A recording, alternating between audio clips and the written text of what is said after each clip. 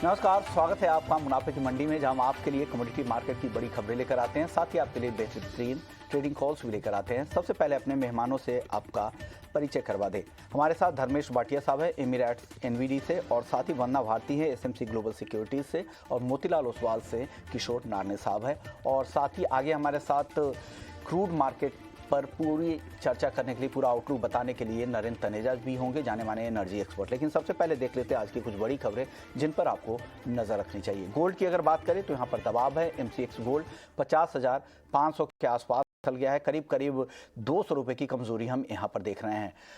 चांदी यहाँ पर गिरावट और भी ज़्यादा है। मेटल में जो गिरावट आई है उसका दबाव यहाँ भी पास ऑन होता दिख रहा है। 60,500 के नीचे एमसीएक्स पर आ गया है। 1.5% की कमजोरी हम कॉमेक्स पर भी चांदी में देख रहे हैं। क्रूड की बात करें तो गैसोलीन टैक्स में राहत की उम्मीद लगाई जा रही है।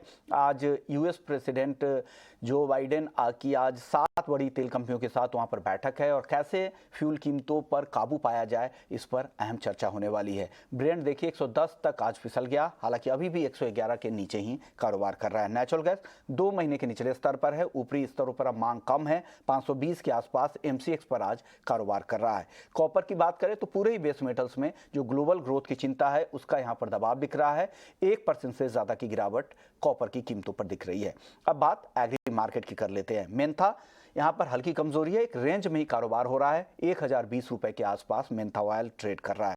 कॉटन बुआई, जैसे जैसे मानसून की रफ्तार तेज हुई है, बुआई में भी तेजी आ रही है, और बुआई के जो भी आंकड़े आ रहे हैं ऊंचे भाव की वजह से किसानों का भी इंटरेस्ट कॉटन की सोई में बहुत अच्छा है। और देखिए अब दबाव भी आना धीरे धीरे शुरू हो चुका है। 40,500 के आसपास आज एमसीएक्स कॉटन में कारोबार हो रहा है। कॉटन केक भी दबाव के साथ ही कारोबार कर रहा है। हल्दी घरेलू मांग अभी भी बेहतर है, और जो निचले लेवल पे खरीदारी भी धीरे धीरे दिख रही है। 7,750 के आसपास आज एनसीडीएक्स जुलाई वायदा ट्रेड कर रहा है। जीरा कम उत्पादन से यहाँ पर कीमतों को सपोर्ट है 20,800 के आसपास, और धनिया स्थिर एक्सपोर्ट्स और कम उत्पादन से कीमतों को सपोर्ट मिल रहा है, और जो हाल की गिरावट आई है उससे भी यहाँ पर सपोर्ट मिल रहा है। चलिए अब बात करते हैं कच्चे तेल की, और हमारे साथ एनर्जी एक्सपर्ट नरेंद्र तनेजा साहब जुड़ गए हैं। सर स्वागत है आपका ईटी नाउ स्वदेश पर। सर यूएस में गैसोलीन टैक्स में राहत की खबर आ रही है, और आज 7 बड़ी ऑयल कंपनियों के साथ बाइडेन साहब की बैठक भी है। क्या लग रहा है इससे कितना बड़ा असर होगा एनर्जी मार्केट पर? नहीं, देखिए बाइडेन साहब तो पूरी कोशिश कर रहे हैं तेल की कीमतें नीचे आए, क्योंकि उनकी पार्टी के चुनाव हैं संसद के, और तेल अगर महंगा रहता है तो उनकी पार्टी तो संसद का चुनाव जीत नहीं पाएगी, और उसका नतीजा होगा 2024 में वो स्वयं भी नहीं जीत पाएंगे। तो वो सऊदी अरब भी जा रहे हैं इसीलिए कि जिससे कि सऊदी अरब को मना सकें कि आप उत्पादन बढ़ाइए। और दूसरी तरफ जो तेल की कीमतें कम जा रही हैं, एक तो ये जो बाइडेन साहब ने कदम उठाए जिनकी आपने चर्चा करी, और दूसरी तरफ तमाम ऑयल सेक्टर में ये माना जा रहा है कि यूरोप जो है वो बहुत जल्दी वहां पे जो है वो मंदी रिसेशन जो है उसकी दस्तक होने वाली है। तो ये काफी तेल में क्षेत्र में माना जा रहा है। दूसरी तरफ चीन जो कि दुनिया का बहुत बड़ा आयातक है, और तो वहां पे जो है कुल मिलाकर के ऐसे बन रहा है कि शायद मांग जो है उसमें भारी कमी आ सकती है।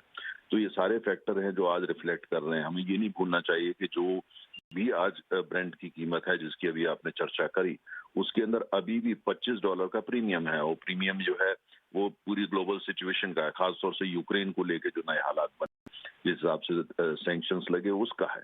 अगर वो वहीं पे कहीं ना कहीं कमी आ जाती है, या तनाव कम हो जाता है, या कुल मिलाकर के चीन की अर्थव्यवस्था वापस पटरी पे आ जाती है, तो कुल फिर उसका नतीजा आपको देखेगा। लेकिन अभी जो है ये तेल की कीमतें कम है, इसको लेके मुझे नहीं लगता कि कोई इसको सेलिब्रेट करना चाहिए कि ये पक्का ऐसा ही होने वाला है। ऐसा कुछ नहीं है। ये थोड़े ऊपर नीचे उतार चढ़ाव तो रहने वाले हैं जब तक कि फंडामेंटल जो है उसमें चेंज नहीं होगा। हमको ये नहीं भूलना चाहिए कि पिछले 3, 4, 5 साल में हमने लगातार देखा जितना निवेश तेल में होना चाहिए था, तेल के एक्सप्लोरेशन प्रोडक्शन में, वो तो हुआ नहीं। और उसके बाद कोविड के टाइम में तो कई कंपनियां तेल क्षेत्र से बाहर ही चली गई, उन्होंने बिल्कुल फ्रीज कर दिया अपना सारा कैपेक्स जो था। और दूसरी तरफ जो मांग तो कम होने वाली नहीं है, तेल का तो विकल्प है नहीं अभी फिलहाल। आप देख रहे हैं यूरोप के अंदर वापस जो है कोयले के बिजली घर खोले जा रहे हैं, न्यूक्लियर पावर प्लांट खोले जा रहे हैं, और तेल की जो रिफाइनरीज है उनको एक्टिवेट किया जा रहा है। तो कुल मिलाकर के अब जो रियलिटी है वो आ रही है। इसलिए जो आपको जो दिख रही है इसमें कोई ऐसी सेलिब्रेशन की बात नहीं है। आने वाले 5 साल तेल की कीमतों की दिशा कुल मिलाकर के औसतन वो ऊपर की तरफ ही रहने वाली है, अर्थात तेल महंगा रहने वाला है, और जो सप्लाई है वहां पे दिक्कतें आएंगी, डिमांड बढ़ेगी। लेकिन ये मैं लॉन्ग टर्म की बात करूंगा। इमीडिएट जो है हो सकता है अभी तेल और नीचे जाए, हो सकता है $100 से भी नीचे जाए। अमेरिका का प्रयास है, अमेरिकी सरकार का, कि तेल को किसी भी हालत में $90 पे लेके आया जाए चुनाव से पहले, जो वहां संसद के चुनाव है। और दूसरी तरफ चीन की जो खबर है कोई बहुत इंकरेजिंग नहीं है, और अगर यूरोप में मंदी आती है तो जाहिर है वहां भी दिक्कत आएगी। तो ऐसे हालात बन सकते हैं कि तेल जो है वो 100 से नीचे चला जाए, लेकिन वहां टिक जाएगा क्या, ऐसा होने वाला है? क्या तेल की कीमतें सस्टेन बेसिस पे नीचे हो जाएंगी? अगर हम ऐसा सोचेंगे तो वो गलत होगा। चलिए, कुछ अहम बातें जो तनेजा साहब ने कही कि यूएस की लगातार कोशिश है कैसे दाम किए जाए। गैसोलीन टैक्स, सऊदी में जाकर वहाँ बाइडेन साहब मिलने वाला है कि कैसे वहाँ पर उत्पादन रैंप अप करे, और ग्लोबल ग्रोथ की तो चिंता बनी हुई है, वो नियर टर्म में यहाँ पर प्रेशर करेगी, और यूरोप में तो मंदी की चिंता है ही। और जो लेकिन दूसरी तरफ जो सप्लाई बढ़ नहीं पा रही, इसकी वजह यह है कि अंडर इन्वेस्टमेंट हुआ था कोविड काल में, और उससे यहाँ पर सप्लाई बढ़ाने में देरी हो रही है। सर, एक और इससे जुड़ा हुआ सवाल ये था कि इराक यहाँ पर की तरफ से जो बयान आए हैं कि वो उत्पादन बढ़ाने की पूरी तैयारी कर रहे हैं, और अगले 5 साल का उन्होंने पूरा एक टारगेट फिक्स कर रखा है कि रोजाना 80 लाख बैरल तक वो उत्पादन को बढ़ाकर लेकर जाएंगे। हालांकि अभी जो मई का जो उत्पादन है वो अप्रैल से भी कम था। क्या आपको लग रहा है कि इराक के उत्पादन बढ़ाने से काम होगा? और दूसरी तरफ एक और सवाल ये होगा, क्या वॉर प्रीमियम भी है क्रूड के मार्केट में, और लग रहा है कि 100 के नीचे वॉर जब खत्म होने के बाद 100 के नीचे टिक जाएगा ब्रेंट का भाव? देखिए, जहां तक इराक की बात है, अगर इराक 80 लाख या 90 लाख या 1 लाख भी बढ़ाता है तो उससे कोई फर्क ज्यादा नहीं पड़ेगा, क्योंकि लीबिया का उत्पादन लगातार घट रहा है। वेनेजुएला लाख कोशिश कर रहा है, उसका उत्पादन बढ़ नहीं रहा है। ईरान पे सैंक्शन हटाने के बूंद में अमेरिका भी नजर नहीं आता।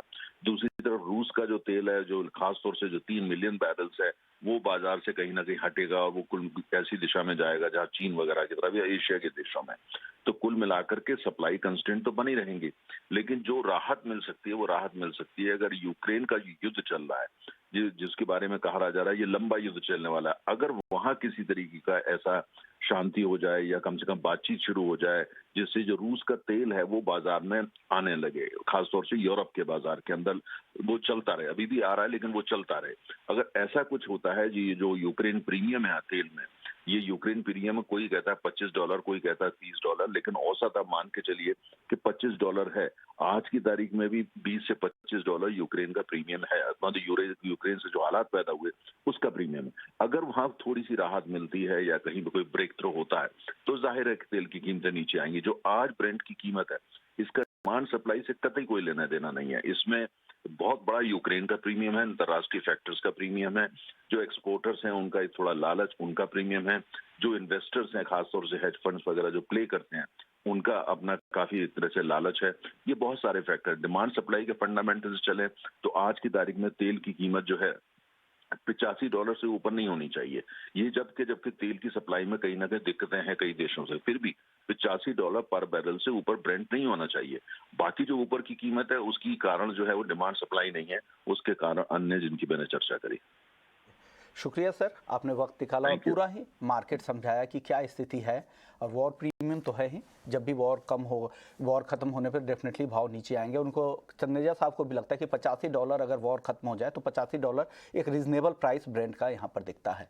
लेकिन जो लॉन्ग टर्म आउटलुक है अभी भी तेजी के ही है। चलिए, धर्मेश भाटिया साहब से भी समझते हैं। सर, आप ऑयल के हब में बैठते हैं, आपको क्या लग रहा है का ट्रेंड आपको आने वाले समय में क्रूड मार्केट का यहां से दिख रहा है? आपको लग रहा है कि $100 के नीचे ब्रेंट क्रूड का भाव आएगा? Good morning. देखिए, अगर आप कच्चे तेल की बात करें तो कच्चे तेल काफी दिनों से वॉलेटाइल हो चुका है। अगर आप देखिए पिछले हफ्ते 120, 122 साल, अब ऑलमोस्ट 110, 112, तो $10 से $15 की वॉलेटिलिटी आपको अभी करंट सिनारियो में देखने मिल रही है। इसका जो मेजर कारण है वो डिमांड एज सच नहीं है, वो कंप्लीटली सप्लाई ड्रिवन है। अगर आप देखिए तो डिमांड एज सच मार्केट में स्टेबल या नेगेटिव जोन पे आ रही है, क्योंकि इन्फ्लेशन बढ़ रहा है, और जिस रफ्तार से इन्फ्लेशन बढ़ रहा है और डॉलर इंडेक्स बढ़ रहा है, तो कहीं ना कहीं कमोडिटी मार्केट को आपको हैमरिंग देखने मिल रही है। आप ग्लोबली देख लीजिए, सारे कमोडिटी मार्केट रेड जोन में आ चुके हैं, इंक्लूडिंग इक्विटी मार्केट में भी कमोडिटी स्किप ज्यादा वीकनेस देखने मिल रही है। तो ये सिनारियो शॉर्ट टर्म में रहेगा। मैं एक्सपेक्ट करता हूँ कि और वीकनेस आ सकती है, हावी रह सकती है मार्केट में। और अगर देखिए, तलेजा ने वही कहा था कि जो यूएस इलेक्शन है, यूएस भी एक मेजर सप्लायर है कच्चे तेल का, और उनकी भी इनकम काफी हाई हो चुकी है, क्योंकि तेल भी बढ़ा है प्लस डॉलर बढ़ा है। बट अगर आप बाकी सब देशों के देखिए, जो अंडर डेवलपिंग कंट्री है, जो डेवलपिंग कंट्री है, वहां पे उनकी काफी ज्यादा पिटाई हुई उनकी करेंसी की, क्योंकि उनको कच्चा तेल तो लेना ही है, करेंसी को डिप्रिशिएट हो रही है उसके कारणवश। तो दोनों मिक्स इकोनॉमी की वजह से मार्केट में आप देखिए कि डिमांड आगे चल के शायद कम हो सकती है। तो मैं एक्सपेक्ट करता हूँ कि तेल में थोड़ी सी दबान रहेगी फंडामेंटली। और अगर टेक्निकली बात करें तो मैं वेट कर रहा हूँ 110 का ब्रीच करने का। टेक्निकली अगर ये ब्रीच करता है तो आप $5 से $6 की गिरावट आपको करंट लेवल से भी देखने मिल सकती है। और अपसाइड रेंज 117 118 है, मार्केट इसी दायरे में रहेगा 110 से 118 में। अगर 110 ब्रेक करता है तो आप बिकवाली हावी कर सकते हैं। अगर आप डोमेस्टिक मार्केट की बात करें तो अराउंड 8100 8200 का स्तर है जो मार्केट सपोर्ट जोन पे है। बट टेक्निकली मुझे लगता है कि मार्केट 8000 के स्तर शीघ्र ही ब्रेक कर देगा। तो स्पेक्युलेटर्स यहाँ पे बिकवाली करके चल सकते हैं, बट 8400 का स्टिक स्टॉप लॉस मेंटेन करे। डाउनसाइड 8000 और उछले 7800 के लेवल्स भी देख सकते हो आप। तो जो भाटिया साहब कह रहे हैं 117 अपर रेंज है क्रूड का, लेकिन अगर 110 का लेवल अगर नीचे की तरफ ब्रेक करता है ब्रेंट, तो वहाँ पर बिकवाली तेज भी हो सकती है, $5-6 की गिरावट और वहाँ से आ सकती है। अगर एमसीएक्स पर अगर आपको ट्रेड करना है तो यहाँ पर बेचकर ही ट्रेड कर सकते हैं, लेकिन बेचने से पहले आप स्टॉप लॉस भी ज़रूर लगा लीजिएगा उस ट्रेड में 8400 का। वंदना जी, आपको क्या लगता है ट्रेडिंग के लिहाज से आज काफ़ी टूटा हुआ है 3.5%, आपको लग रहा है कि यहाँ से और गिरावट आएगी, या डे ट्रेडर को आप सलाह देंगे नहीं अब गिर गया है आज के लिए आप बेच कर ना जाए? विश्वमन जी, मुझे लग रहा है जो आज की जो बैठक है काफी अहम है। अगर ये 7 कंपनीज के साथ बैठक में कुछ बात निकल के आती है प्रोडक्शन राइज करने का कुछ भी, तो मेरे ख्याल से यहाँ पे जो फॉल है वो स्टीप यहाँ पे हो सकता है। अगर विश्वमन जी थोड़ा सा पीछे चले तो देखें कि 2008 में भी जब ऑयल प्राइसेस ऊपर गए थे तो बुश ने यहाँ पे मिडिल ईस्ट का दौरा किया था, और जब भी देखे वॉर प्रीमियम यहाँ पे हिस्टोरिकली हम लोगों ने देखा वॉर प्रीमियम 25 से लेके $40 तक का तो एटलीस्ट होता है। तो यहाँ पे एक तो है कि वॉर प्रीमियम अभी कम होने वाला नहीं है, क्योंकि युद्ध हो सकता है लंबा चले, लेकिन मुझे लग रहा है आज की जो बैठक है इनफैक्ट इंट्राडे ट्रेडर्स पे भी यहाँ पे एक इम्पैक्ट जो है इवनिंग ट्रेडिंग सेशन में डाल सकता है। तो मेरे ख्याल से यहाँ पे थोड़ा सेलिंग साइड में रहना चाहिए। 82-85 के लेवल पे एक बार सेलिंग करना चाहिए।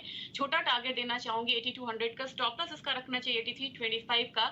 लेकिन ओवरऑल अगर देखा जाए तो मुझे लग रहा है कि एक बार 79-75 तक के जो लेवल्स हैं वो यहाँ पे देखे जा सकते हैं क्रूड ऑयल में निचले स्तर का। यानी आपको भी लगता है कि 8000 के नीचे जा सकता है, और धर्मेश भी बता रहे थे यही कि यहाँ से आप बेचकर ही चलना चाहिए। वरना जी एक और सवाल ये होगा कि क्या पुट भी हम खरीद सकते हैं क्या यहाँ पर करंट लेवल पे, और किस स्ट्राइक की पुट खरीद लें? मुझे लग रहा है विश्वमोहन जी की पुट खरीद के अभी चला जा सकता है, और मुझे लग रहा है कि जो लिक्विडिटी को देख के यहाँ पे करना होगा। नीचे की तरफ मुझे लग रहा है प्राइसेस एक बार 8000 के करीब आ सकता है या 7800, तो उस स्ट्राइक का लेना यहाँ पे खासकर मुझे लग रहा है कि एक फायदेमंद सौदा यहाँ पे हो सकता है। चलिए अब बात कर लेते हैं गोल्ड और सिल्वर की। यहाँ भी बिकवाली हावी है और चांदी ज्यादा गिरावट दिख रही है। मेटल में जो गिरावट आई है उससे यहाँ पर नुकसान ज्यादा हो रहा है। धर्मेश जी क्या लग रहा है, चांदी यहाँ से और गिरेगी क्या? 60,000 के नीचे भी आ जाएगी क्या चांदी? देखिए विशुमन जी, लास्ट ऑलमोस्ट 2 महीने से मैं यही कह रहा हूँ कि कमोडिटी मार्केट मुझे वीक लग रहा है, स्पेशली बुलियन साइड में मुझे वीकनेस हावी लग रही है, बुलियन बेस मेटल में। अगर आप देखिए चांदी की बात करें, चांदी काफी सुस्त ट्रेड कर रहा है। $20 का एक साइकोलॉजिकल सपोर्ट लेके बैठा है, अपसाइड 22 $22.5। और अगर डोमेस्टिक मार्केट की बात करें, एमसीएक्स की बात करें, तो ऑलमोस्ट 60,000 के इर्द गिर्द मार्केट घूम रहा है। इसमें ज्यादा वॉलेटिलिटी देखने नहीं मिल रही है कंपैरेटिवली सोने में। सोने में जो वॉलेटिलिटी है वो काफी हाई हो चुकी है। अगर आप सोने की बात करें तो सोना भी काफी 1800 से लेके 1870 तक के रेंज में घूम रहा है, और काफी प्रेशर देखने मिल रहा है हायर साइड में। तो अगर मैं स्पेशली चांदी की बात करूं स्पेसिफिकली, तो मुझे वीकनेस लग रहा है, और शीघ्र ही आप 60,000 के स्तर भी ब्रेक होते हुए देख सकते हैं। बट डाउनसाइड रिस्क अगर आप देखिए, डाउनसाइड अराउंड 59,000 से लेके 58,500 मार्केट इसी दायरे में सस्टेन करेगा। अंतरराष्ट्रीय मार्केट में $20 के लेवल पे मार्केट एक बार समझ जाना चाहिए, क्योंकि इसमें काफी पिटाई हो चुकी है ऑलरेडी। तो मार्केट डाउनसाइड काफी लिमिटेड है। मार्केट $1-1.5 के डाउनसाइड के लिए आप ट्रेड कर सकते हो, और अगर बाइंग करना है तो मैं वेट एंड वॉच की स्ट्रैटेजी दूंगा। 58,000 के इर्द गिर्द आता है तभी बाइंग करें, बट करंट लेवल पे आप बिकवाली हावी करके चल सकते हैं। 500 से 1000 रुपए की गिरावट आपको करंट लेवल से भी देखने मिल सकती है। ओके सर, गोल्ड पर भी यही, गोल्ड भी बेचकर ही जाए आज? डेफिनेटली गोल्ड में भी काफी मंदी में हूँ। मैं एक्सपेक्ट करता हूँ कि सोने में और प्रेशर देखने मिल सकता है। अभी ऑलमोस्ट $830 के इर्द गिर्द आ चुका है, 1830। मैं एक्सपेक्ट करता हूँ कि 1800 के स्तर आपको शीघ्र ही देखने मिल सकते हैं। डोमेस्टिक मार्केट की बात करें तो अराउंड 50,000 का लेवल्स आपको ब्रेक करते हुए देख सकते हो। और मैं करंट लेवल से भी आपको बिकवाली की रिकमेंडेशन दूंगा। 49,800 से लेके 49,500 के लेवल्स आपको शॉर्ट टर्म में एक्सपायरी के पहले देखने मिल सकते हैं। ओके वंदना जी, आज एक अहम टेस्टिमनी भी है पॉवेल साहब की यूएस कांग्रेस के सामने, क्या लग रहा है, किस तरह का आउटलुक आपको दिख रहा है गोल्ड और सिल्वर के लिए, और ट्रेडर्स को आप क्या सलाह दे रही हैं? विश्वमन जी, रुझान जो है वो मुझे डाउनसाइड का लग रहा है। अगर ऑयल कंपनीज के अगेंस्ट अगर कोई स्टेप्स यहाँ पे लिए जाते हैं तो मुझे लग रहा है कि वहां पे अगर फॉल आता है तो निश्चित तौर पे जो इक्विटी मार्केट है वहां पे भी एक थोड़ा सा नी जर्क रिएक्शन जो है वो आएगा। दूसरी चीज ये है कि डॉलर इंडेक्स 104.5 से ऊपर की तरफ यहाँ पे ट्रेड हो रहा है। यहाँ पे अगर 105 की तरफ डॉलर इंडेक्स गया तो वो भी एक प्रेशर जो है वो गोल्ड में देखने को मिलेगा, साथ में सिल्वर में। तो मेरे ख्याल से यहाँ पे सेलिंग साइड में ही बने रहना चाहिए, और जो टेक्निकल चार्ट है वो भी यही दिखा रहे हैं कि सेलिंग साइड में बने रहना चाहिए। 50,550 के करीब अगर ये कमोडिटी आती है तो एक बार फिर से सेलिंग करना चाहिए। टारगेट यहाँ पे छोटा रखना होगा क्योंकि बहुत दायरे का कारोबार अभी फिलहाल हो रहा है। 50,400 को अगर स्टॉप लॉस यहाँ पे 50,625 का लाके चल सकते हैं। लेकिन सिल्वर में फॉल मुझे थोड़ी सी स्टीप ज्यादा लग रही है। 60,400 पे यहाँ पे सेलिंग करना चाहिए। 59,800 के करीब का टारगेट रखते हैं। स्टॉप लॉस यहाँ पे होना चाहिए 60,700 का। यानी दोनों में ही वीक वाली सेल कॉल ही वंदना जी की तरफ से आ रही है। चलिए बात करते हैं एनजी की। एनजी में वंदना जी कोई ऑप्शंस में कोई रणनीति है आपके पास? क्या एनजी भी 2 महीने के निचले स्तर पर कारोबार कर रहा है? जी विश्वमन जी, एनजी में काफी फॉल आया है, तो ऑप्शंस में थोड़ा सा मुझे लग रहा है कि वहां पे ऑलरेडी डिस्काउंट हुआ है। लेकिन मुझे लग रहा है कि अभी फिलहाल जो लेवल्स हैं थोड़ा यहाँ पे 523 के करीब यहाँ पे सेलिंग किया जा सकता है। 515 का टारगेट रखना होगा, 526 का एक स्टॉप लॉस लेके चले। जो यहाँ पे ऑप्शंस पे ट्रेड करना चाहते हैं वो पुट ले सकते हैं। मुझे लग रहा है कि एक बार प्राइसेस नीचे की तरफ 490 यहाँ पे आना चाहिए, तो अकॉर्डिंगली वो जो स्ट्राइक्स है वो यहाँ पे ले सकते हैं। नेचुरल गैस पर आपका व्यू क्या है? आज भी काफी कमजोर है, 3.5% से ज्यादा नीचे आ गया है। अब यहाँ से क्या लग रहा है? आप वैसे भी कह रहे हैं कि कमोडिटी मार्केट में आपको यहाँ से वीकनेस दिख रही है, तो नेचुरल गैस भी बेचकर ही जाएं, धर्मेश जी? अगर आप देखिए कमोडिटी मार्केट में जो सबसे चंचल और वोलेटिलिटी कमोडिटी है वो है नेचुरल गैस। अगर आप देखिए गैस की जो पिछले साल अगर $1.5-2 के जो कमोडिटी ऑलमोस्ट $8-9 के ऊपर सस्टेन हो रही है, तो ये कंप्लीटली सप्लाई ड्रिवन है। देखिए सप्लाई काफी कंस्ट्रेन हो चुकी है रशिया के साइड से, इस कारणवश आपको इसमें 3-4 की चेंजेस देखने मिली है प्राइस में। करंट लेवल पे मैं एक्सपेक्ट करता हूँ कि यहाँ पे थोड़ी ईज आउट हो रही है प्राइस में, और ये कच्चे तेल को फॉलो कर रही है, और सारे कमोडिटीज भी वीक जोन में है तो ये उन्हें भी फॉलो कर रही है। स्पेक्युलेटर्स इसमें डेफिनेटली ट्रेड कर सकते हैं, बट मैं रेकमेंड करूंगा स्ट्रिक्ट स्टॉप लॉस मेंटेन करें, क्योंकि इसमें तो वॉलेटिलिटी काफी हाई है। मैं एक्सपेक्ट करता हूं कि अगर आप प्राइस को देखें तो प्राइस 500 का स्तर शीघ्र ही ब्रेक करते हुए देख सकते हो आप इसमें। तो अब 520 के लेवल पे आप यहाँ पे बिकवाली करके चल सकते हो, बट 530 का एक स्ट्रिक्ट स्टॉप लॉस मेंटेन करें। डाउन साइड 500 और 480 के लेवल्स के लिए आप यहाँ पे मंदी करके चल सकते हैं। चलिए अब बात कर लेते हैं बेस मेटल्स की। यहाँ पर भी चौतरफा बिकवाली दिख रही है, पिछला हफ्ता काफी कमजोर था। धर्मेश जी, आपको क्या लग रहा है, मेटल में अभी और मौके लग रहे हैं कि आपको और बेचकर कोई जाना चाहिए, कोई ऐसा काउंटर जहां बिकवाली ज्यादा हावी होगी इस हफ्ते भी? देखिए मेरे हिसाब से मेरी जो हैवी बिकवाली जो रहेगी मेरी मार्केट में वो रहेगी कॉपर में। मैं कॉपर में काफी वीक हूं। मैं एक्सपेक्ट करता हूं कि कॉपर और बेच सकते हो आप इसमें। अगर आप देखिए पिछले महीने भी मैंने कहा था 820 के लेवल पे आप यहाँ पे बिकवाली करें, ऑलमोस्ट $100 का फॉल इसमें देखने मिल चुका है प्राइस में। अभी प्राइस 730 का लेवल है। मैं एक्सपेक्ट करता हूँ कि यहाँ पे और प्रेशर आ सकता है कॉपर में, और कॉपर 700 का स्तर भी ब्रेक कर देगा। फंडामेंटली काफी वीक कमोडिटी है ये, आप इसे उछाले पे बेच के चल सकते हैं। जो स्थिर कमोडिटी आप अगर आप देखें वो है लेड। अगर आप देखिए लेड की जो चाल है वो 180 से 182 मैक्सिमम अपसाइड देखिए 188 के लेवल पे टिकता है, बट इसमें अभी भी वीकनेस है। मैं एक्सपेक्ट करता हूँ कि ये कभी ना कभी मार्केट 180 ब्रेक करेगा और यहाँ से अच्छी खासी फॉल देखने मिल सकती है। तो लेड एक ऐसा काउंटर है जो मैं रेकमेंड करूंगा कि आप पोजिशनली यहाँ पे आप बिकवाली हावी कर सकते हैं। 190 का स्टॉप लॉस मेंटेन करें। 160 तक के टारगेट्स के लिए आप यहाँ पे बड़ी पोजीशन बिल्डअप कर सकते हो, बट मैं रेकमेंड करूंगा आप जुलाई अगस्त महीने में आप ट्रेड करें और इसमें लॉन्ग टर्म पोजीशंस बिल्डअप करें। दूसरी कमोडिटी रहेगी एल्यूमिनियम। एल्यूमिनियम भी देखिए पिछले हफ्ते से ये हफ्ते में ऑलमोस्ट 5-7 रुपए की गिरावट देखने मिली है। मैं एक्सपेक्ट करता हूँ कि 200 का स्तर भी ये लेवल ब्रीच करते हुए देख सकते हो। काफी स्टुस कमोडिटी है ये। अगर 2020 की बात करें तो ये ऑलमोस्ट 120-130 पे चल रही थी और तेजी के माहौल में ऑलमोस्ट 250 के स्तर पे आ चुकी है। ये कमोडिटी फंडामेंटली इतनी बड़ी तेजी में है नहीं, ये कंप्लीटली सप्लाई ड्रिवन के कारण इसमें तेजी देखने मिली है प्राइस में। बट अभी मार्केट में जिस ओपन अप हो रहा है, कमोडिटी मार्केट ओपन हो रही है और डिमांड ऐसे दिख नहीं है मार्केट में, तो आप देख सकते हो कि पूरी की पूरी कमोडिटी बास्केट आपको वीकनेस जोन में आ चुकी है। तो मैं रेकमेंड करूंगा सारे बेस मेटल में उछाले पे आप बिकवाली कर सकते हो, बट मेरी हॉट कमोडिटी कॉपर रहेगी। मैं कॉपर 3 महीने से मंदी कह रहा हूँ, मैं अभी भी मंदी कह रहा हूँ। मैं एक्सपेक्ट करता हूँ कि 700 के स्तर भी आपको शीघ्र ही ब्रेक करते हुए देख सकते हो। धर्मेश जी को अगर फॉलो करते हैं तो आप 700 के नीचे भी एक्सपेक्ट कर सकते हैं। 730 के आसपास है, यहाँ से 30 रुपए से ज़्यादा की गिरावट धर्मेश जी को लगता है कॉपर में आएगी। और एल्युमिनियम 200 रुपए के नीचे आ सकता है। इसके अलावा लेड भी इनको लगता है 190 के स्टॉप लॉस के साथ आप बेच सकते हैं। 160 भी आ सकता है। और जितने भी व्यू है ये इंट्राडे के लिए नहीं है, पोजिशनल, इसलिए आपको इंतजार करना होगा। अगर आपको ट्रेड करना है तो आगे के महीने में नेक्स्ट फॉरवर्ड मंथ के कॉन्ट्रैक्ट में आप ट्रेड कर सकते हैं। जुलाई और अगस्त के कॉन्ट्रैक्ट में ट्रेड करें। वंदना जी, आपको क्या लगता है, आपका कन्विक्शन किस बेस मेटल्स में है? क्या बेचना आप पसंद करेंगी आज के लिए या फिर पोजिशनली? जी विश्वमोहन जी, पोजिशनली या इंट्राडे यहाँ पे एक बिकवाली का ही रुझान है, क्योंकि डॉलर इंडेक्स में भी तेजी और चाइना से कोई भी यहाँ पे पॉजिटिव न्यूज नहीं आ रही है। फिलहाल मुझे लग रहा है कि जिंक में भी एक बिकवाली यहाँ पे हावी हो सकती है। 380 के बाद हम लोगों ने लगातार कीमत को 300 तक आते हुए देखा। एक बाउंस आया है, लेकिन हर बाउंस पे यहाँ पे बेस मेटल पे बिकवाली हो रही है। तो एक टाइम था जब बायर डिप की स्ट्रैटेजी होती थी, अब जो है ये अपोजिट हो गया है। ये हो रहा है कि सेलर राइज की स्ट्रैटेजी हो रही है इस काउंटर में, यानी कि थोड़ा मंदी यहाँ पे हावी हो रहा है। यहाँ पे 313 के करीब मैं जिंक की बिकवाली की सलाह दूंगी। 310 का टारगेट होगा। स्टॉप लॉस यहाँ पे 314 रुपए 50 पैसे का लगा के चल सकते हैं। एल्यूमिनियम दूसरी कमोडिटी रहेगी विश्वमन जी, जहां मुझे लग रहा है कि क्रूड का जो फॉल यहाँ पे एक बिकवाली हावी करेगा। एल्यूमिनियम में भी, वहां पे भी 210 से लेके 209 तक के जो स्तर हैं आज से कल तक में देखे जा सकते हैं। तो मेरे ख्याल से दो कमोडिटी में मैं यहाँ पे सेलिंग रिकमेंड करूंगी। चलिए अब कुछ एग्री मार्केट की भी बात कर लेते हैं।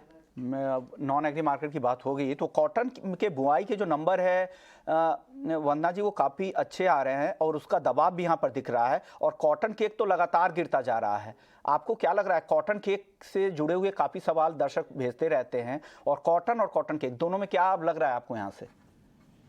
विश्वमोहन जी, ये कमोडिटी ने सबसे ज्यादा लेट रिएक्ट किया है यहाँ पे नेगेटिव साइड में सेलिंग प्रेशर आने में। और मेरे ख्याल से यहाँ पे कॉटन और क्रूड का भी एक पॉजिटिव कोरिलेशन होता है और वहां पे भी फॉल आया है। साथ में यहाँ पे एकरेज बढ़ रही है और हायर साइड पे हम लोगों ने देखा था कि एक्सपोर्ट नंबर्स जो है वो वीक हो रहे हैं। तो मेरे ख्याल से अब इस काउंटर में एक बिकवाली की ही यहाँ पे रणनीति अपनानी चाहिए।